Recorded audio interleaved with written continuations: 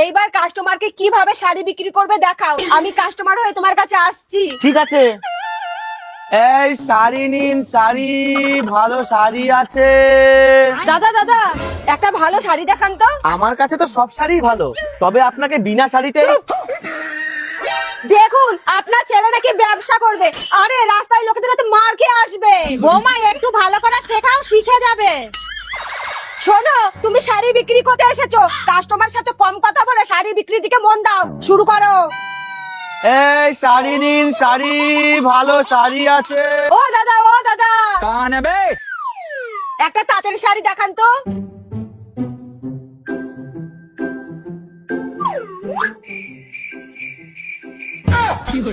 তুমি কি মনোব্রত পালন করতে এসেছো? তুমিই তো বললা কথা কম বলতে। মা, আপনার ছেলে ব্যবসা করতে পারবে না। রেখে যাও না, বুঝিয়ে বলো, নিশ্চয়ই পারবে। আমি কথা বলতে মানা করিনি, মিষ্টি মিষ্টি করে বোঝাতে বলেছি। এইবার যদি ভুল হয়েছে না। এই শাড়ি নিন, শাড়ি, ভালো শাড়ি আছে। ও দাদা, ও দাদা, দাঁড়ান দাঁড়ান দাঁড়ান। উফ, কি গরম পড়ছে।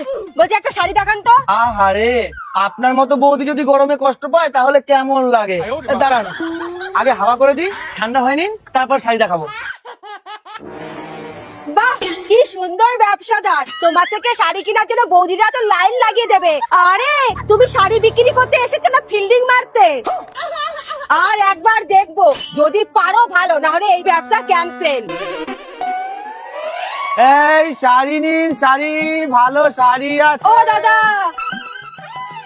আমাকে একটা ভালো শাড়ি দেখান তো। কারো কাছে একটাও শাড়ি পছন্দ করতে পারছি না। তাহলে দিদি আপনার চোখের সমস্যা আছে, আগে চলুন ডাক্তার দেখিয়ে নিয়ে আসি। মা, এবার কিন্তু আমি দুম করে মেরে দেবো বলে দিলাম। এই, তোমাকে ব্যবসা করতে হবে না, চলো ঘরে চলো। দিদি তাহলে শাড়ি নেবেন না? শাড়ি নিলে কি চা খাওয়াতাম? ওকে ব্যবসা শেখানোর জন্য আপনাকে ডেকেছি।